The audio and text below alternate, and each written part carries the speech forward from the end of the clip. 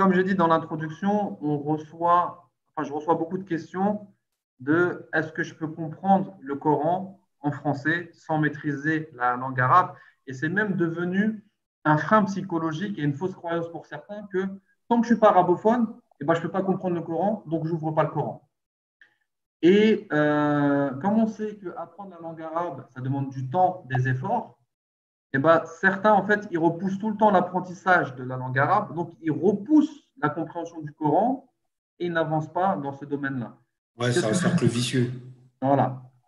Qu'est-ce que tu penses, toi, et quels conseils tu pourrais donner à ceux qui nous écoutent et qui se posent la question ou qui se disent et qui sont convaincus de dire tant que je ne suis pas arabophone, je ne peux pas comprendre le Coran. الحمد لله الذي أغناني وأعزني بتلاوة القرآن ثم الصلاة على النبي المصطفى خير البرايا من بني عدنان يا طالبا سبل النجاة وراغبا حفظ القرآن بلهفة وتفاؤل. Qu'est-ce que tu penses, toi, et quels conseils tu pourrais donner à ceux qui nous écoutent et qui se posent la question ou qui se disent et qui sont convaincus de dire tant que je ne suis pas arabophone, je ne peux pas comprendre le Coran. Alors, ça, je vais revenir un peu sur ce que je disais tout à l'heure, hein, quand je te disais que dans le Coran, même quand tu le lis en français, tu vois, tu perçois la lumière, tu vois. Parce que les sens du Coran, d'accord, il y a les mots du Coran, mais il y a aussi les sens du Coran. Et d'ailleurs, ce qu'on dit traduction, ils disent la traduction des sens des versets du Coran. Donc, les sens du Coran, ils parlent à notre âme. Et si ton âme, elle est ouverte, elle est pas, euh, elle est pas complètement noircie, tu vas, euh, tu vas comprendre ce que Allah subhanahu wa ta'ala, il veut de toi. Il y a plein de gens qui comprennent les principes de l'islam et qui ne connaissent pas un mot d'arabe, si ce n'est les mots qu'ils utilisent pour la prière. Donc, tu peux avoir une relation forte avec l'essence des versets du Coran. Tu peux avoir une relation forte avec Allah, même si tu n'es pas arabophone. Mais quand tu es arabophone, tu atteins des paliers qui sont plus hauts, Inch'Allah. Mais ça ne veut pas dire que c'est pas, tu vois, c'est comme on dit, l'islam ou aziman, tu vois, c'est pas obligatoire. C'est pas dire si je suis arabophone, ben finalement je vais être un meilleur musulman qu'un autre qui est pas arabophone. Non, ça c'est pas du tout ce que je dis. C'est la même personne avec la même envie, la même motivation, avec la même chose. Et ben s'il y en a un qui a la langue arabe et l'autre qui ne l'a pas, celui qui va avoir la langue arabe, il pourra aller plus loin et découvrir des champs plus importants. Mais le musulman, même si c'est en français, il faut qu'il ait une relation profonde avec le Coran parce que pour lui, c'est ce que je disais, ça va être une lumière. Et cette lumière, c'est ce qui va lui donner la force pour faire d'autres choses et pour aller plus loin.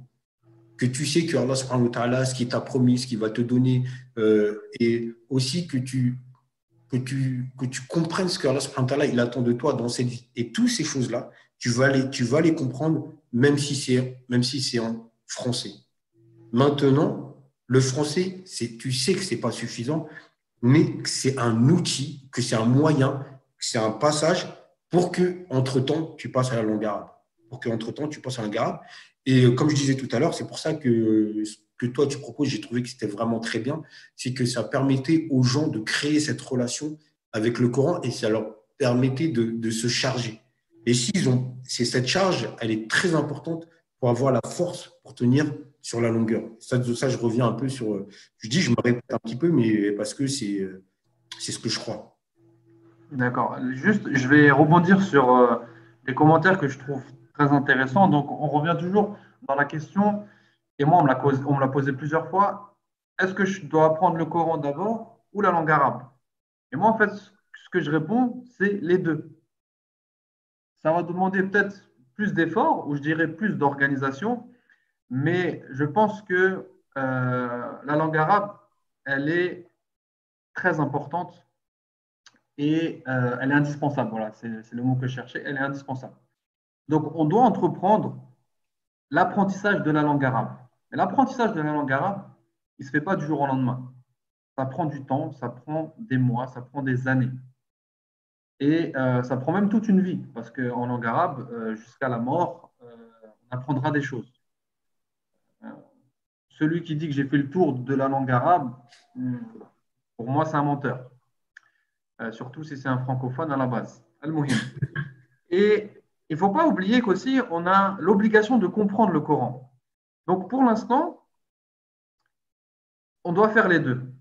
On ne doit pas oublier notre obligation d'apprendre le Coran. Et pour l'instant, on a le français. Alhamdulillah, on a des gens qui ont travaillé sur la traduction des sens du Coran en français, qui ont travaillé sur la traduction des tafasirs, des explications et des exégèses du Coran. Donc, on a des outils. Donc, on va commencer notre apprentissage dans la compréhension du Coran et on va commencer notre apprentissage dans l'étude de la langue arabe.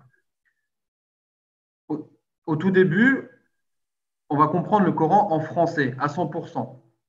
Et petit à petit, quand on va augmenter notre apprentissage et nos connaissances et nos compétences en langue arabe, on va commencer à équilibrer.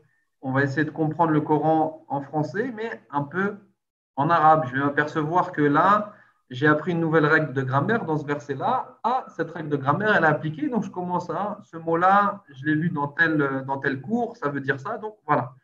Et jusqu'à, et ça demande de la patience, ça demande du travail, ça demande du sacrifice, jusqu'à ce que la langue arabe prenne le dessus et qu'on puisse se passer du français. Et moi, ce que je regrette, c'est ce qu'on trouve un peu en France, pas partout, mais généralement, lorsqu'on va dans un institut pour s'inscrire, on vous propose, soit vous avez le cursus arabe, soit vous avez le cursus coran. Ce qui fait qu'on se retrouve avec des mutqinin, des gens qui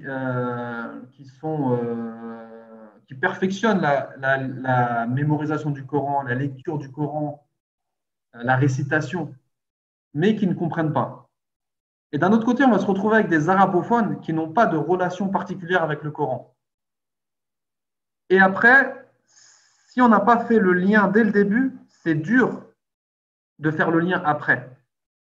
On va se trouver avec des grammairiens qui vont avoir un niveau extraordinaire, qui vont se mettre dans la poésie, etc., etc., etc., et qui ne vont pas spécialement utiliser cet outil de langue arabe pour le Coran. Et on va se retrouver avec des huffaz, des grands imams, des très bons lecteurs. Et je précise, ce n'est pas tout le monde, mais c'est ce qu'on s'aperçoit en généralité, mais qui ne comprennent pas le Coran parce qu'ils sont trop occupés, parce que quand ils ont fini leur première lecture, eh ben, on leur propose directement une deuxième lecture, une troisième lecture, et puis il faut qu'ils enchaînent, et puis il faut qu'ils préparent leur ijaza. Ça, on l'a vu, et donc ils ne prennent pas le temps de revenir à la langue arabe et de comprendre justement la langue arabe. Donc pour moi, ce sont deux compétences qui s'acquièrent en même temps, la compréhension du Coran et la compréhension de la langue arabe, jusqu'à que la compréhension du Coran se fasse en langue arabe.